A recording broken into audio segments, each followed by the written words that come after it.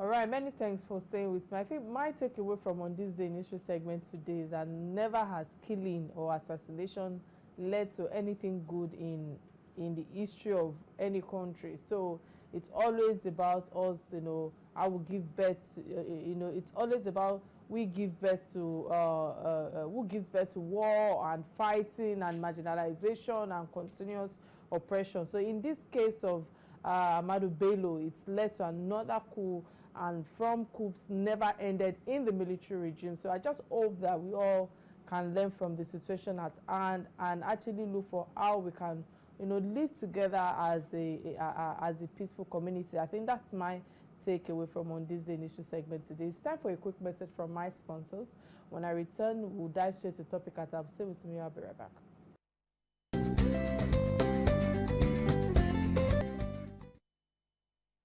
All right, Nigeria's net foreign exchange reserves stood at $23.11 billion at the end of 2024, their highest level in 3 years. And of course, the Central Bank of Nigeria said, signaling a major improvement in the country's external financial position, from a dramatic leap in our net foreign exchange reserves from a mere $3.99 billion at the end of 2023 to a stunning $23.11 billion by December 2024, to a sweeping reforms aimed at restoring transparency, boosting investor confidence, and stabilizing the naira. Nigeria's economic pulse is shifting, but beyond the numbers lies the bigger question: are these gains sustainable? On the live show today, I'm turning spotlights on the Central Bank of Nigeria and the latest wave of development, shaking up the country's forex regime and economic trajectory. Can the ordinary Nigerian feel the impact in real time? And how do we make sense of the promises of long-term stability when inflation, unemployment, and cost of living remain high? Before I delve into Real Talk today with my guest, I think it's important for us to play his profile. When I return, we'll be speaking directly with him. Stay with me. I'll be right back.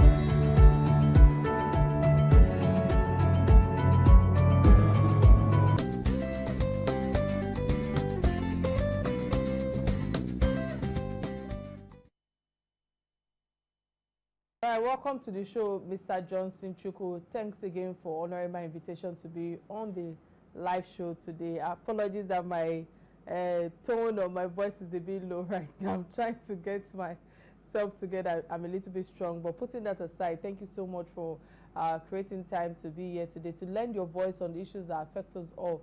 But quickly, um, um, my first question to you, because one of the questions on the lips of Nigerians is this: with this foreign exchange wins, why has it been that the cost of living, as is yet to has changed significantly? Maybe that's the word to use right now, in terms of the inflation that remains high. Many Nigerians aren't yet feeling the impact of this financial reform, so to speak. When will it tackle down to a change that will be impacting people's daily lives?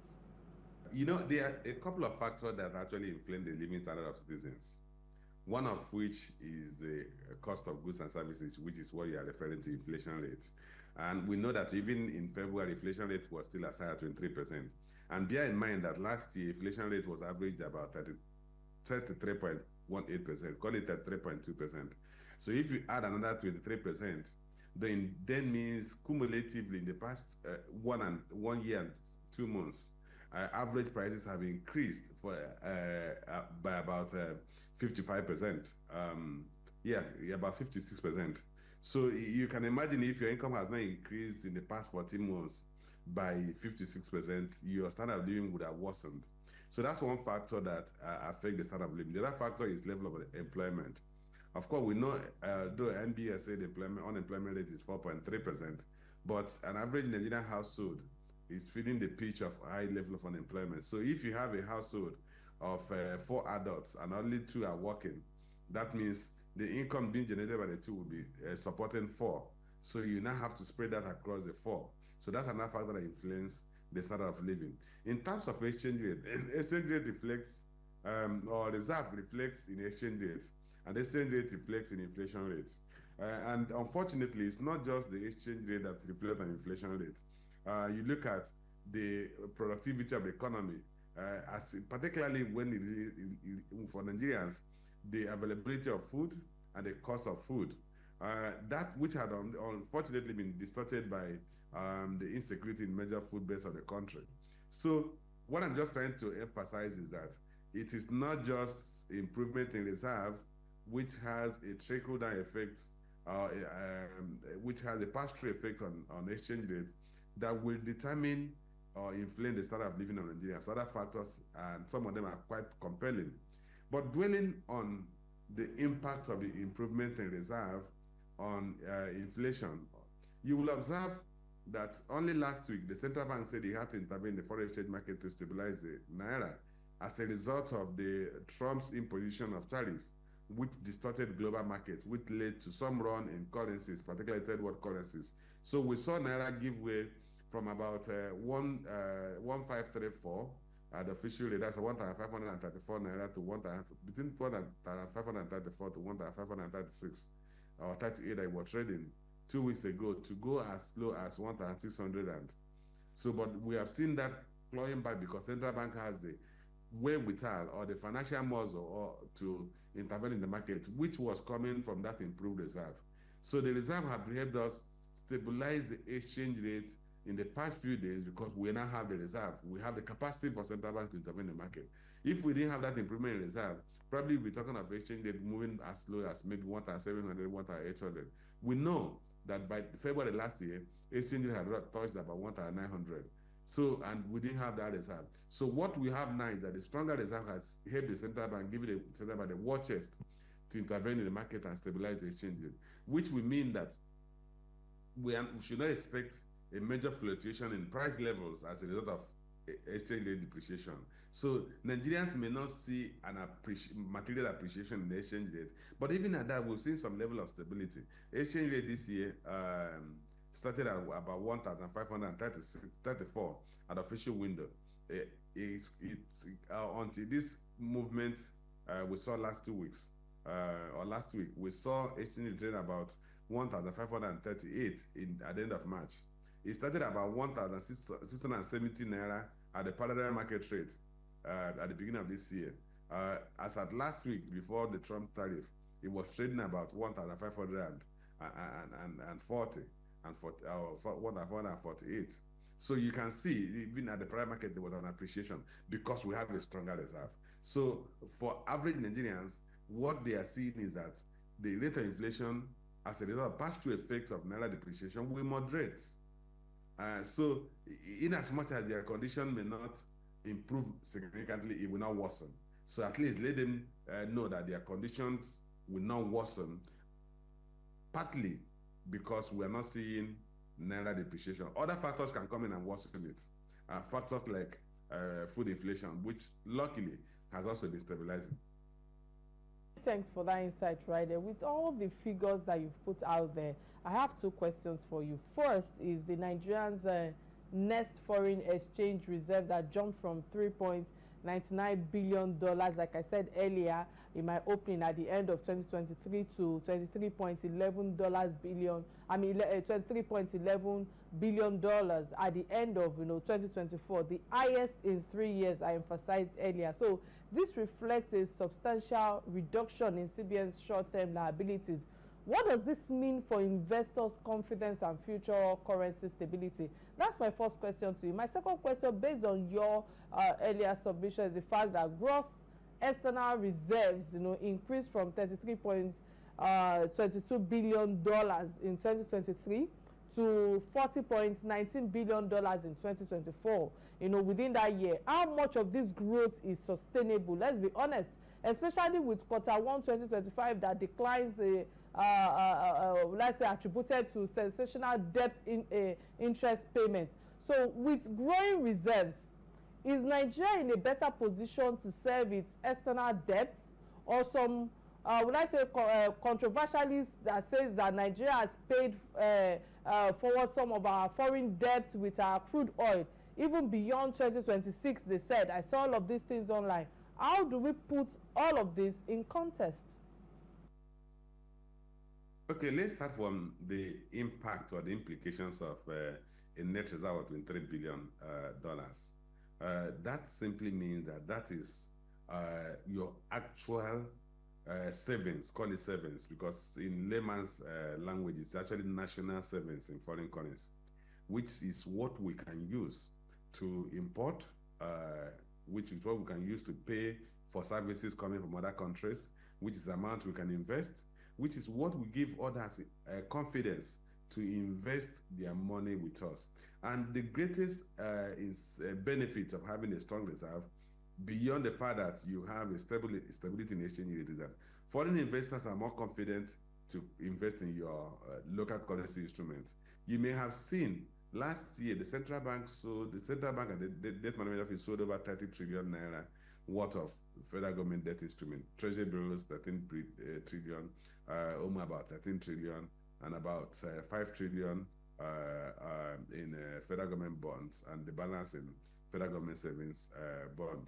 So that is to show you that investors have confidence, because they feel that, look, this country has enough reserve to pay us back our investment when it matures. So that's the greatest benefit we get. And when you have that, you have more stability in your exchange rate. And you can use monetary tools like increasing interest rate to stabilize the exchange rate, to attract or meet short-term funding gaps. Then on sustainability, that is the more difficult issue to deal with, because one, the sustainability of foreign currency position, which the gross foreign currency position you mentioned, about $40.11 billion, was an increase of about $6 billion last year.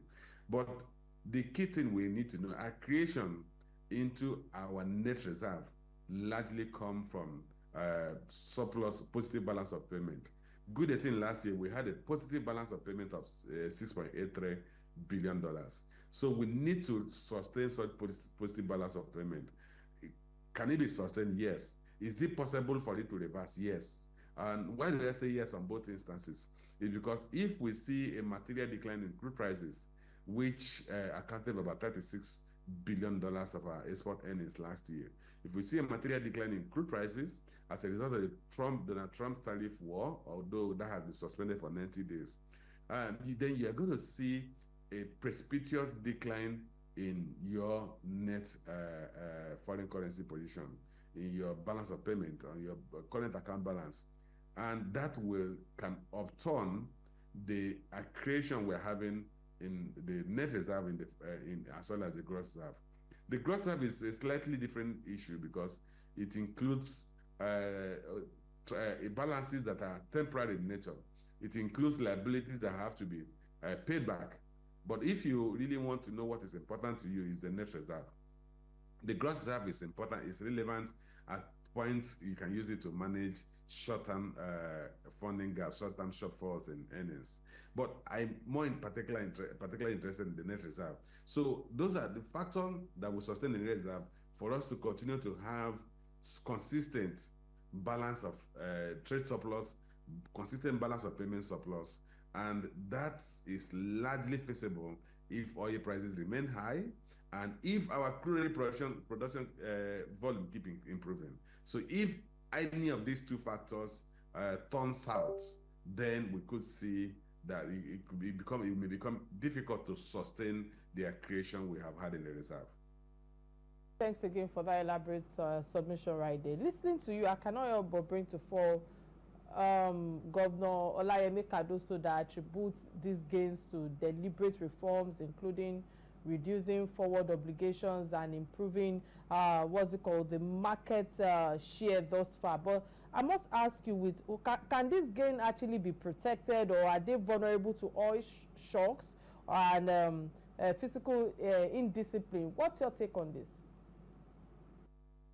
Well, there is no monetary policy that cannot be upturned by fiscal indiscipline.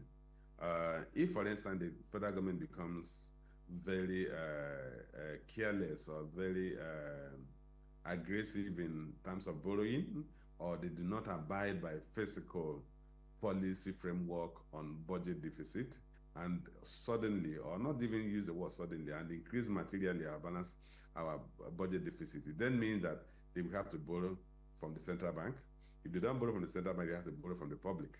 Any of these things could vitiate the effectiveness of monetary policies. I had already talked about what our external trade position could, impact it could have on the ability of the central bank to effectively manage the reserve, as well as manage the currency balances and manage other macroeconomic variables like inflation rates. So these factors all can be upturned by fiscal indiscipline, recklessness on the part of the fiscal authorities. If you cast your mind back to just before the advent of the current government, we had a fiscal doldrum that made it difficult for the effectiveness of monetary policies to be obvious. And I know the then central bank governor at almost every meeting of the Monetary Policy Committee really kept emphasizing that fiscal authorities needed to do their own part. In an economy, the two major segments of macroeconomic management must be active, must be aligned, and must be up and doing for you to have fiscal stability. If one of them becomes extremely, what the right word to use, extremely reckless, then it will certainly neutralize whatever measures the other arm is taking. All right, let's keep it real on this platform, because with what you've shared thus far, has the confidence crisis around the Naira and Forex policy finally been addressed? And the reason why I'm bringing this conversation to forward is because as at today, £1 is about 2,000 Naira at the parallel market, and $1 is well above 1,500, with the CBN focusing on transparency and marketing-driven reforms. Are businesses and investors, truly responding positively to the issue at hand right now?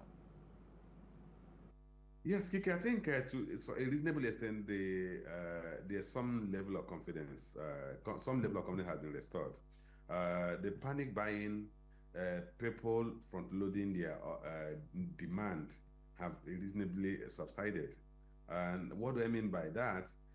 If people were expecting that currency would depreciate materially, what they do is that they will now place orders of payments that they need to make in multiple months in advance. And that will put pressure on the exchange rate. It becomes like what we call self-fulfilling prophecy. If today we say Naira will get to 2,000 Naira to a dollar, and then all of us, let me buy now so that I do not wait until they get to 2,000. We will drive it to 2,000 Naira to a dollar.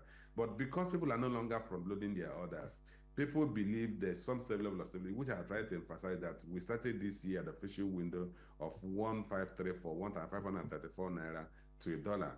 By end of March, we are 1,536 Naira to a dollar. At the parallel market, we started this year at 1,670 Naira to a dollar. At the end of March, it was about 1,542 Naira to a dollar. So it was even an appreciation of the parallel market window. So that level of stability simply meant that you and I do not have a compelling need to just buy dollar and keep. And again, the central bank also increased the return on financial instrument, particularly money market instrument, treasury bills. We are now talking of effective yield of 24%. So for investors, they are looking at, if I want to speculate on the dollar, and I want to buy dollar today and hold it for 6 months, what kind of depreciation do I expect? Do I expect another depreciation of 20% from the 1,500 Naira today? A 20% on 1,500 Naira means Naira will depreciate by another 30 Naira. So we are saying that Naira will depreciate in the next 6 months by 1,800 Naira. An average investor will say, no, it's not like Naira will get to 1,800 Naira. So I would rather buy treasury bills at effective yield of 20%. The 181-day bill. I would rather buy it at effective yield of 20%, and then get a 20% of on my principal investment, which I will even collect upfront because it's a discounted instrument. So if I'm going to do that, it is better I hold my money in Naira, which is one of the benefits or one of the commendation we should give to the monetary authorities, that they have effectively used monetary tools, including yield on short-term dated instruments, to stabilize or to affect the expectation of Nigerians, or to make people take decisions to hold Naira instead of holding dollar. All right, many thanks for that insight right there. We'll go on a quick break, and when I return, the conversation will continue. Stay with me, I'll be right back. This is Real Talk with Kike.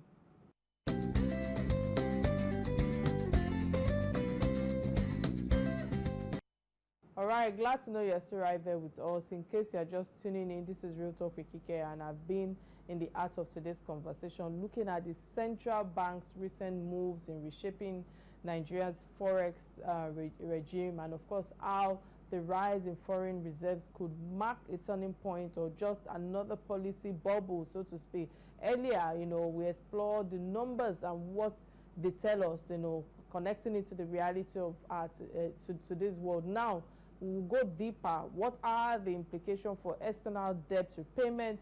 Is there a real relief ahead of households and small businesses? And most importantly, how do we transition from economic theory to a life or reality, or the reality of our lives today? So again, I want to say many thanks to Mr. Johnson Chukwu for all that you've shared thus far. It's been an interesting time with you, throwing light on issues that we're all facing in Nigeria, or would I say globally. But before I continue my conversation with you, I think it's important for me to open the phone lines for those who are listening to us or who are watching us right now. You can be part of this conversation by calling the studio number that will be showing on your screen right now, 070 686 53440. And of course, we're streaming live on Silverbell platform on Facebook. We're yet to retrieve Real Talk with Kike platform on Facebook, so please bear with us. So, sir, with all that you've shared thus far, let's find a balance with this conversation with the NNPCL operations, an account that has direct impact on our reserve, because that is our major source of income today in Nigeria. CBN forecast a steady reserve uptick in quarter 2 2025, supported by oil and non-oil inflows. Can Nigeria finally, leverage non-oil sectors meaningfully, or will dependency on crude oil continue to persist? What's your take on this? That's a very unfortunate. The answer is actually the unfortunate, to say unfortunately, the dependence on crude oil or oil and oil-related products will persist for quite some time. We have not done the heavy lifting that will support the real sector productive activities for us to begin to export effectively and diminish the importance of oil in our export earnings. I'll give an instance. As we speak today, the manufacturing sector accounts for just about 8% of total GDP. But it's not just the size of the manufacturing sector that matters. It is the value addition in the manufacturing sector. It is the quality of product that we are producing. It is the cost at which we produce those products. It is the level at the speed at which we are innovating that matter. Let's take each of them one after the other. You look at what are we producing. If you look at what we're producing, you find out that within the past 2 years, we saw exit of several manufacturing outfits from the country. We saw the likes of Procter & Gamble leave this country. We saw the likes of the pharmaceutical companies left. We saw even Guinness left. Of course, we know Guinness was sold to another company, but the original Guinness, the original brewer, left. So you saw several companies that were manufacturing leaving. What that sent to you is that this is not a conducive economic environment for manufacturing. And that is a sector that we are expecting to take over or begin to compete with the oil and gas sector. Then you look at the other sectors of the economy. The agricultural sector, there is little value addition to agricultural productive activities. What we still do is they focus on the extractive segment of that agricultural sector. With whatever we produce that is in raw form, we export. Now you look at what we think should begin to be of relevance, the solid mineral sector. There is also no benefication. We're not adding value to what is extracted from the ground in terms of solid minerals. Why are these sectors not creating the value addition that are necessary for us to begin to export products other than products in their extractive form? The simple reason that we do not have the supporting infrastructure that will support a transformation of those raw materials into finished goods at costs that are competitive to what is produced elsewhere. And that's the core of our problem. We are not yet building that. We are being on about how many megawatts of power supply, less than 5,000 megawatts of power supply for God knows how long. We've not added much to it. In terms of ability to wheel out whatever is produced, we still not achieved stable power supply 20 to 25 years after we transited into a civilian government. We have not materially improved our supply of transport infrastructure. Apart from the Abuja-Kaduna standard gauge rail, I'm not sure there is any other standard gauge rail we have completed since the advent of civilian government in 1999. We still do not have a new arterial highway that has been fully built in this country. We have not developed any new seaport. Favor, can you hear me? Unfortunately, we lost that call. Mr. Johnson, with all that you've been sharing thus far, let me quickly ask you, hoping that Favor will call back. It is proportional that I ask how Nigeria is faring in a global trade wars. The tariff war between US and many other countries had been a spectacle. Would I say spectacle for the last couple of weeks? Driving stocks down. What role do you see Nigerians playing in any of this given fragile economy grossly affected by external factors? Quickly, what's your take on this? Well, role is that a spectator. We are just like those who are in the stadium clapping for the teams playing football. Because we have our roles are very tangentially inconsequential. The simple reason that we do not, like we're saying, we have little to export other than crude. Unfortunately for us, crude and energy materials were excluded from the tariff that Donald Trump imposed before he pulled back, which some of us said that the realities of economic forces will compel him to pull back. And I'm happy that I say that at every forum, and it has happened. But in terms of what we export, what we contribute to international trade is inconsequential other than our export of crude. And that's why we are not part of those that are relevant to the negotiations or discussion. We are spectators as it is today. So that's what we have to bear in mind. Our trade volume with America is very inconsistent. If you take out crude oil, we have almost, what we export is basically food items, and those food items are like cassava, gari, yam, potato, rice, and a few of those things we export from here, and the Nigerians in America consume. And then our textiles, the kind of clothes I'm wearing, which Nigerians in America want to wear maybe on Sundays or some days. So our export is irrelevant.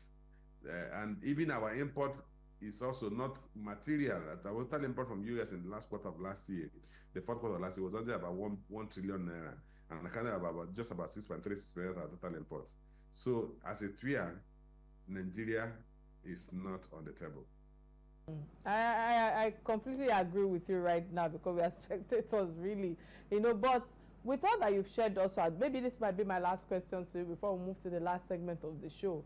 And there are two questions. With the automation of forex trading and more transparency in transaction, can the CBN finally close that parallel market gap? What does this mean for ordinary Nigerians and SMEs seeking forex? And my second question is the fact that, do this forex, these FX numbers, reflect a deeper cultural reform agenda? I must ask you, as an expert, what are the broader plans to diversify exports, build infrastructure, boost real sector productivity that would ensure lasting economic transformation? Well, Kike, starting from the first part of your question, that can central bank, with this introduction of several reforms in the foreign exchange management scheme, close or eliminate the parallel market? The answer is no. The parallel market is largely an informal market, and the speed of service at the parallel market is what drives our market. Bear in mind that in the world today, what people are looking for is convenience. So I just want want $1,000. I don't need to fill any form. I just say, Malam, do you have $1,000? I say, yes. How much? I say, 1,560. I say, bring them. So you bring it, and I don't want to go and start. It's not every transaction you want to spend 2 minutes, 3 minutes trying to complete the form. Tell them where you live, tell them your NIN number, tell them your BVN number. So it's difficult to eliminate convenience. I think that's the right word to use. It's difficult to eliminate convenience unless central bank reform will get to the point that on a Sunday morning you are going to church and you forgot to make withdrawals, or you can go to an ATM machine and withdraw maybe $20 or $50, and then you land at the airport, and then you need to come to get naira immediately. You have $1,000, and then you can just go to a machine, slot in your dollars, and get naira out of it. It's only when we get to that level of efficiency that you can eliminate that market. But otherwise, it will be difficult. The second part of your question is what are we doing to diversify our foreign exchange? That's where I was alluding to, that we need to improve infrastructure supply. We need to improve power supply, and not just improve power supply. We have to make sure that the power is supplied to manufacturers and consumers at lower cost or relatively cheaper cost. We need to improve transport infrastructure. Goods can be moved from Kano, from Abuja to Lagos, or to Owerri, or to even my village at low cost. That those goods can be moved with cargo train, or moved with trailers, and they don't have to break down because the roads are not good. We should be able to build deep seaports and be able to take out goods out of the seaport within 24 hours or 48 hours, as well as ship goods through the seaports within such a short time. We need to reform our tax system, that I don't have to pay 1 million and one taxes just to do business in the country. We need to have some more higher level of clarity in terms of our policy choices or policy options. These factors we have not started doing, or doing them significantly. And they're the one factor that over a period of 10 years or more, that we begin to bear fruit in terms of our ability to produce at costs that are comparative to what is produced elsewhere in the world. Right, many thanks for all that you've shared thus far today. I want to say thank you for creating time to lend your voice on the economic and infrastructure issues, that affect us all in this country. But before I let you go, there's a last segment of the show. You're familiar with this platform where we talk about trending. These are stories that bind us as Nigerians, and I think I have a light one to open the floor today, which is a tribute to Alhaji Aliko Dangote at 68, a legacy of building Africa from within. So this is where I have an opinion as a host. And at 68, Alhaji Aliko Dangote is not just, marking a new age, if you ask me. He's reminding us yet again that greatness is not in what you take from your nation, but in what you give to it. So while many brilliant Nigerians have taken their experts or expertise abroad, from Adebayo Ogunlese, who is a revolutionized aviation sector in foreign countries, to medical professionals like Dr. Olayinka Olutoye, who also performed miracle surgeries in the US. We've all seen all of that. To tech minds powering Silicon Valley, so many of them. So Alhaji Dangote, chose a more difficult but deeply honorable path to invest in Nigeria, to invest in us through the Dangote refinery, the largest single train refinery in the world. Is rewriting the story of Africa's reliance in energy through Alhaji Dangote's cement, or Dangote cement as well, with plants across the continent. Is not only creating jobs, but literally laying the foundations for infrastructure and development in multiple African nations. Through Dangote Sugar again and other sectors, is putting food on the table, revenues in the nation's coffers, and pride in our people. But it doesn't just stop at industry. Through its charity works, or will I say efforts, such as the Dangote Foundation's Food Park Initiative, health interventions and support for disaster victims. He extends a hand to the poor, to the sick, the unforgotten, or the forgotten, so to speak. His mentorship and empowerment of SMEs, that's a small business enterprise, particularly women and young entrepreneurs, is a living testimony that you don't just build wealth, you multiply it through others. And for over a decade, or almost 13 years and counting, Dangote has held that title of Africa's richest man, not by inheriting oil wells, but by vision, by grit, by relentless efforts, name it. Yet his health is not just in dollars, it's in jobs created, it's in family sustainability, it's in roads, construction, infrastructure, and future that have been inspired by his impact. So to the youth of Africa, I think that my takeaway today with his celebration is that Dangote's story is not a fairy tale. In a time when the dominance, or the dominant dream among Nigerian youth is to jackpot for the street world now, for lack of a better word, to leave Nigeria, or to escape, or to seek greener pasture elsewhere. For those who are watching me that don't understand what jackpot means, Dangote represents, a radical representation of a counterculture.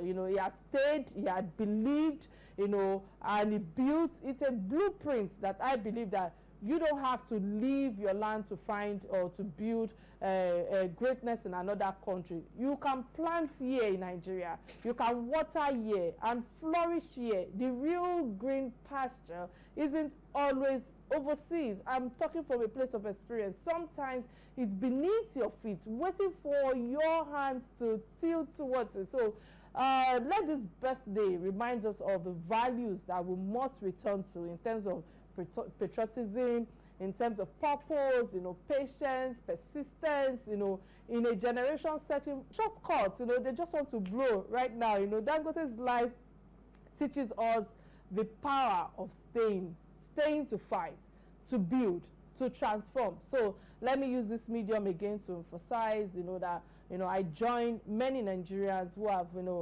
congratulated him on to this celebration. Happy birthday again, Alhaji Aliko Dangote. Thank you for choosing Nigeria and for choosing to build her. Wish you many more longevity and sparkling of health as we continue to celebrate him and many others. Again, that's my take on the first trending today. Let me come to you, Mr. Johnson Chukwu. What's your celebration for Alhaji Dangote? Alhaji Dangote has, you can say, is a model of enterprise for entrepreneurs, not just in Nigeria, among the black race of the world. Like you rightly pointed out, is somebody who actually epitomizes multiple factors that you look for in a man. One, the grit, the determination, the focus, and the can-do spirit that he has continued to embody. They never say die, like we say in local parlance. Having absolute confidence in a place, in an economy when nobody had the confidence to go into. Going into uncharted waters and being really willing to rough it out. Never believe in handouts, believing that the hard way is the only way to do it. And he has lived a successful entrepreneurial life. He's still living it. Like I said, he's just what you may call, in single sentence, it's a model for enterprise. And he has actually registered the black man. He has actually become, giving us a bragging right as black people, not just Nigerians, that it is possible for a black man or a black woman to succeed and compete with anybody anywhere in the world. That we are not, by any stroke of imagination, inferior to any race in the world. So if Ali Baba can do it in China, our own Dangote can also do it. So I doff my hat for him. We celebrate him. He has continued to model what we believe is possible. Your contribution on the celebration of Alhaji Dangote. Quickly, let me move to the second trending story, which is the Niger that adopts Hausa as official language, dropping French. And you know what?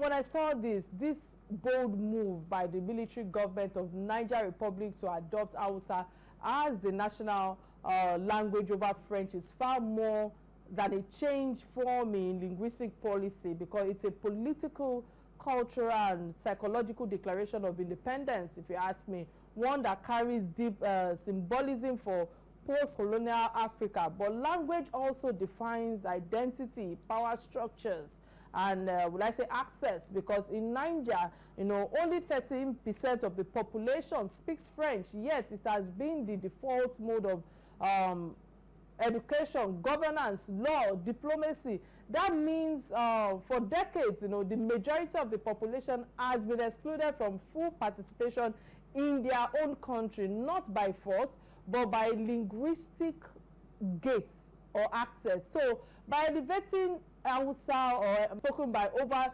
26 million people in Niger and tens of millions, the junta is about making a statement. We are reclaiming our identity, our power, our voice in our own tongue, in our own dialect. So it's a direct challenge to France that continued non-colonial influence, and one that has been enforced through military presence, through language, diplomacy, economic framework. So the organization like the Commonwealth, has served as a soft power in terms of the continuation of colonial relations. So walking away from it now is a break in the psychological tie. This is happening not just in Niger, but across the region, Mali, Burkina Faso, and others. It's a continuous shift. Let's not be mistaken. While soldiers and governors may no longer, march under colonial flags or new forms of,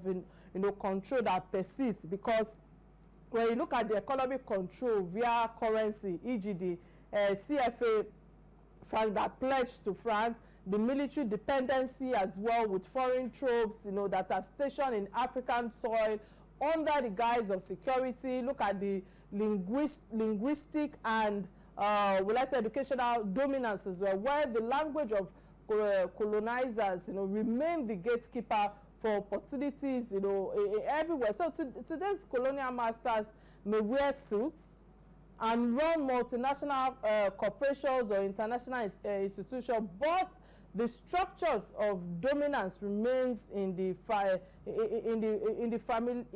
familiarity of us trying to start, embracing our language, our mother tongue, so that when we are talking about history being taught to our children, it starts from there. I think that's my take from this trending. Quickly, sir, let me come to you in 1 minute. What's your take on it? I don't know if you saw it. Okay, TK, the strongest cultural affinity is language. The strongest cultural identity is language. So when you lose your language, you have actually lost your culture. And if you lose your culture, you lost your personality. So we've seen the African personality being chipped off over time by the erosion of our language, by inability for us to transmit our language to our younger generations, by the adoption of foreign languages as lingua franca in our societies. You realize that most households, even in Nigeria or in Africa, West Africa, their offspring can no longer speak their local languages, and we treat our local languages as if it's inferior to their foreign languages. The reality is that what the Nigerian government has done is to restore the pride of Nigerians in their people, in their own culture, in their own personality, in their Africanness. And I hope that even if as a country we do not end up junking or throwing away the English language as our medium of communication, as our official language, we should ensure that at the primary school, at the nursery school, at the secondary school level, our local languages are compulsory. In my younger years, there was a time the federal government wanted it to be compulsory for everybody who went to Sunday schools to speak two Nigerian languages. Either you speak Igbo and Yoruba, or you speak Hausa and Igbo, or Yoruba and Igbo. It was supposed to be enforced so that we will take a definitive and intentional policy to restore our language as our means of identity.